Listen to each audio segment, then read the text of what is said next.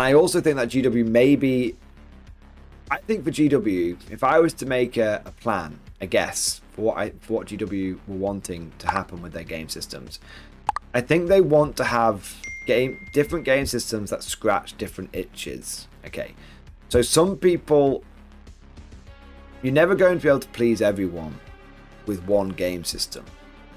But I think GW has basically accepted the fact that 40k players tend to be more competitively minded, and they tend to be more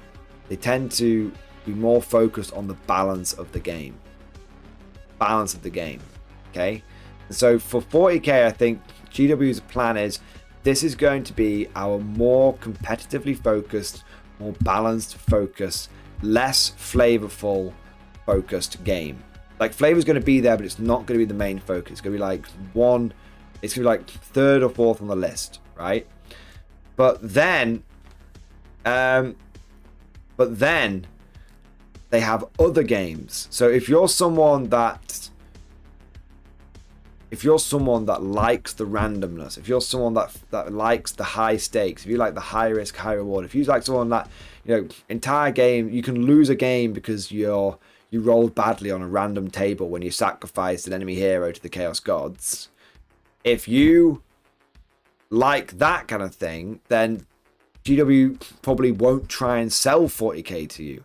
What they might try and sell to you instead is one of their other games, like Old World, like Necromunda, like Horus Heresy. Because that way you're still in the GW bubble. You're still playing a popular game where it's easy enough to find games. Like you can always find a game of Horus Heresy. You might have to drive a couple of hours, but if you to another game store, but within half an hour to a 2-hour drive, you're going to find a game of Horus Heresy. Likewise, you're going to find a game of Old World. Likewise, you're probably going to find a game like Necromunda or something, and you can scratch that itch.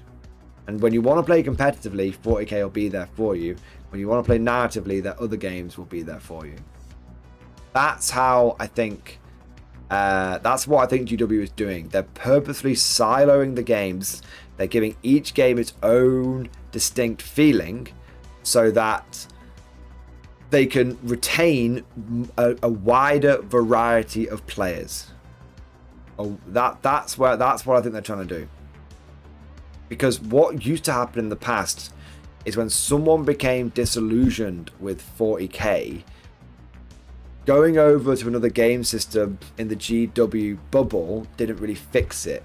Because if you went from 40k to Warhammer Fantasy, it was fundamentally quite similar, just a different setting, and so it didn't really fix the problem for you. If you went over to like Necromunda, if you went over to like Mordheim, if you went over to like Horus Heresy, it didn't fix it for you. So because they were all pretty similar, just in a different setting. So then what you do is you would start looking outside of the GW bubble. You'd be like, okay, I'm gonna go over to like Bolt Action.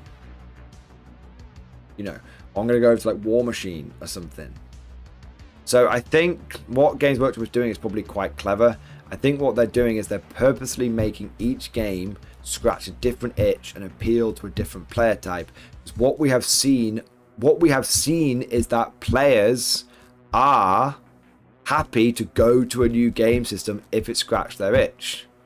Like, a lot of players a lot of players who are hardcore 40k players, how to put this? Tabletop gamers will play tabletop games.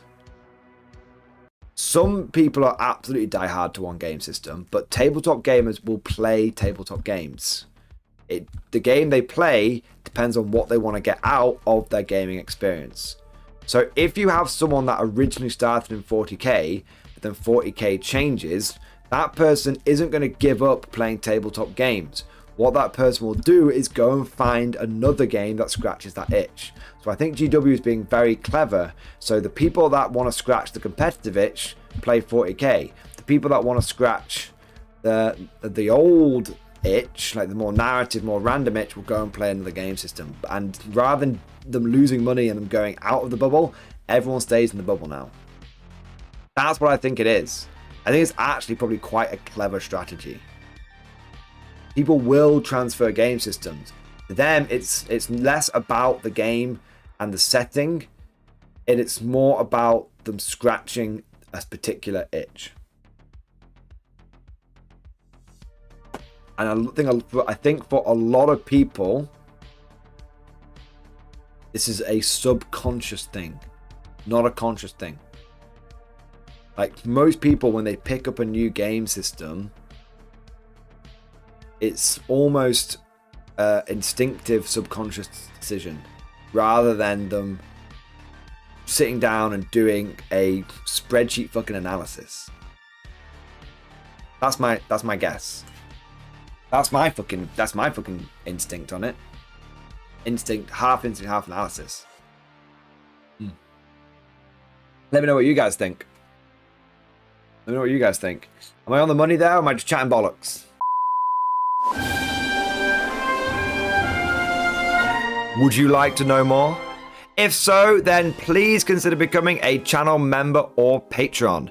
By supporting the channel, not only will you be doing your part, but you'll also be helping me create more content for your viewing pleasure and unlocking a whole host of perks. You get everything from a badge next to your name, custom emojis, but the big one is access to the Mordian Glory Discord server, an online community with almost 2,500 active members. It's always popping off in the MG Discord. We've got channels for army lists, hobbying, tactics, stories, and even a pretty spicy meme section as well.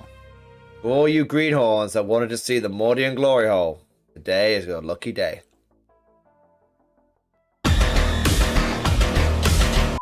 And joking aside, I do want to say a massive thank you to all of the current channel members and patrons. You guys are amazing. Truly the lifeblood of the channel. I could not do Mordian Glory full-time without the incredible and generous support of my members. So thank you guys so much. And last but certainly not least, I want to say a personal thank you to all of my top tier Patreons. These are the War Masters, the people who have truly gone above and beyond the call of duty.